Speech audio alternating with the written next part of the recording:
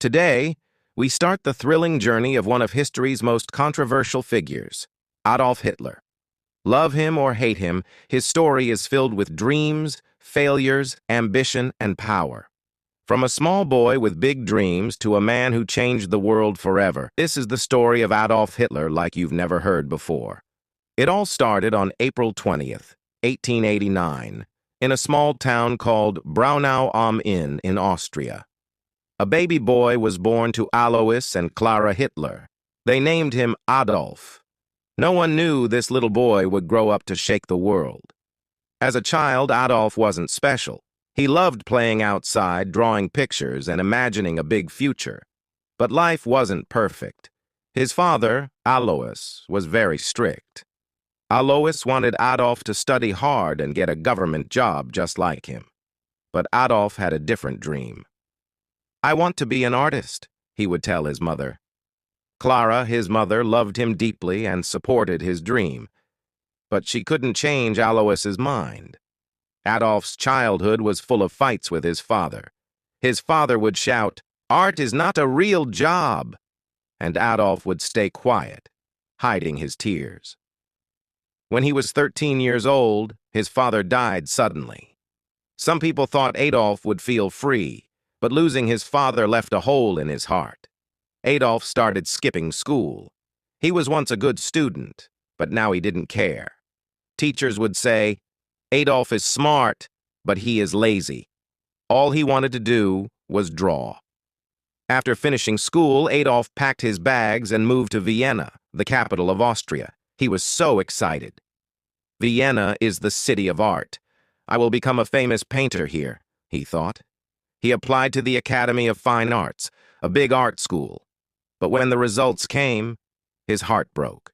He didn't get in. The school told him, "Your work is not good enough." Adolf felt humiliated. "I'll try again," he said. But the next year, the school rejected him again. He was devastated. Without school or a job, Adolf's life became hard. He lived in tiny, dirty rooms and sometimes slept on the streets.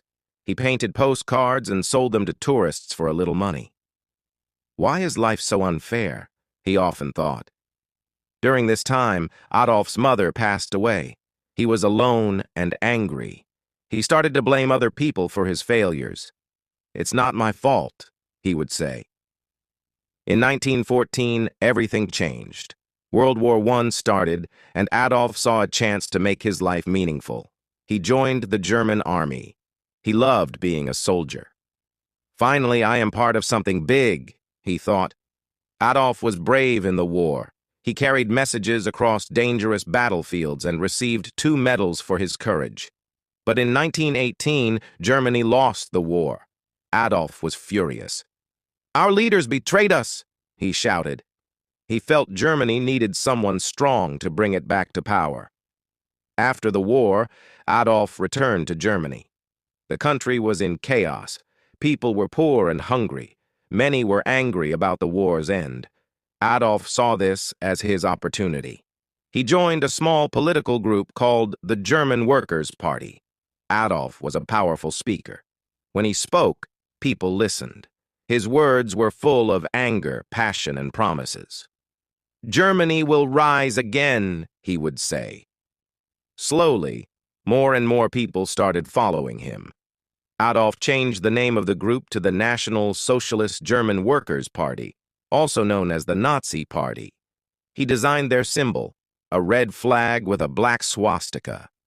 "This will become the most powerful symbol in the world," he declared. His speeches became famous. Thousands of people came to hear him. They believed in his dream of a strong Germany. But Adolf's ideas were dangerous. He blamed certain groups of people for Germany's problems and wanted to make Germany only for Germans. After World War I, Germany was in big trouble. People had no jobs. Food was expensive, and many families were hungry. The country had to pay a lot of money to other nations because they lost the war. Germans were angry and sad. Adolf Hitler saw this pain. He told the people, "It's not your fault. I know who is to blame."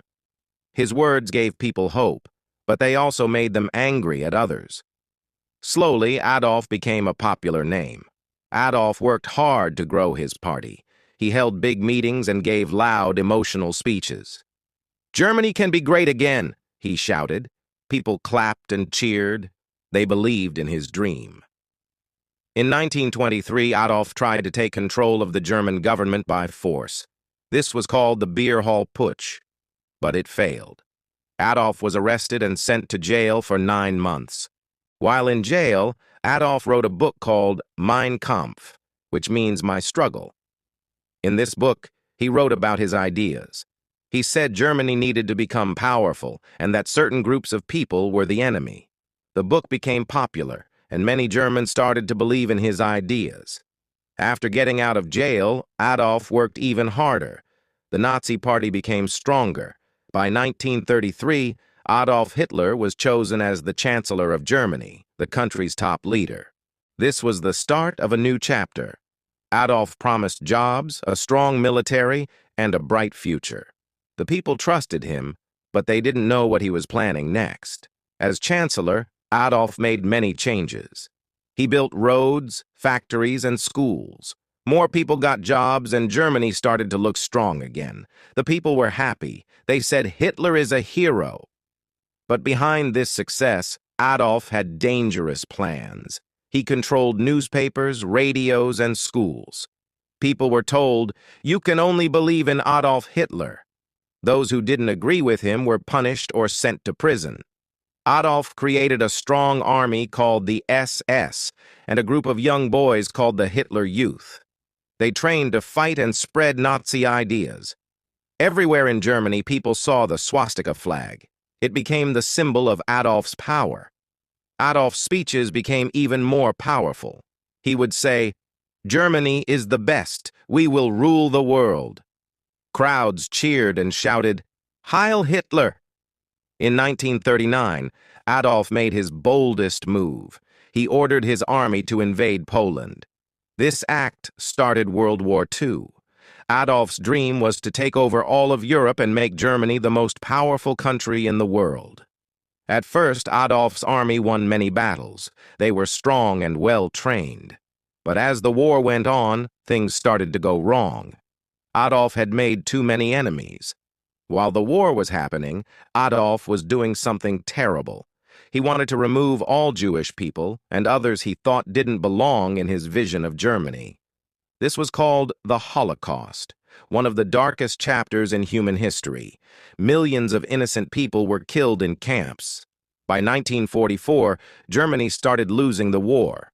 Adolf's enemies, like the United States, the Soviet Union, and Britain, were too strong. Bombs fell on German cities, and the people who once called Adolf a hero began to lose hope. Adolf became paranoid.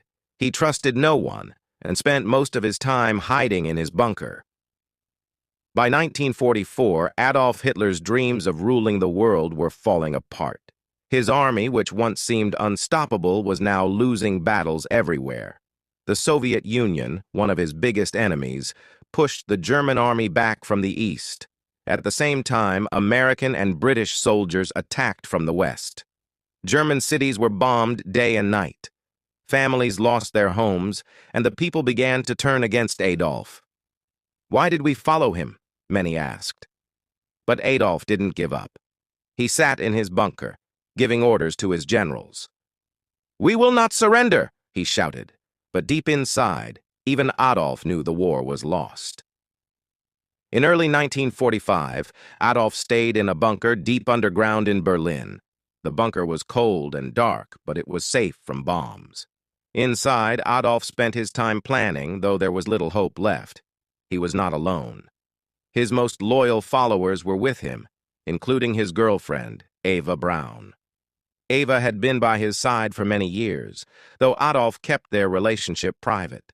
She loved him, even in his darkest days. Outside the bunker, the sound of gunfire grew louder every day. The Soviet army was getting closer to Berlin. "The end is near," whispered his advisors. Leaders from other countries begged Adolf to surrender. "Save the people of Germany," they said, but Adolf refused. He believed surrender was a sign of weakness. If Germany loses, it is because the people were not strong enough, he said coldly. By April 1945, Berlin was surrounded. The Soviet army attacked the city from all sides. Buildings collapsed, fires burned, and people ran for their lives. On April 29, 1945, Adolf made a surprising decision. He married Eva Braun in the bunker. It was a simple ceremony with just a few people. "You've always been by my side, Eva," Adolf said. Eva smiled, even though she knew this was not a happy moment. After the wedding, Adolf and Eva spent hours together, talking about their lives and what they had done. They both knew the end was near. On April 30, 1945, Adolf made his final decision. He called his closest followers into the bunker and told them, "I will not be captured alive." Adolf believed it was better to die than to let his enemies take him. He and Eva went to a small room. Moments later, they took their own lives. Adolf was 56 years old. When the Soviet soldiers reached the bunker, they found Adolf and Eva's bodies. The war in Europe ended shortly after. Germany surrendered on May 8, 1945. This was the story of Adolf Hitler, a man whose life changed the world forever. It's a story of dreams, power, and the mistakes that led to tragedy.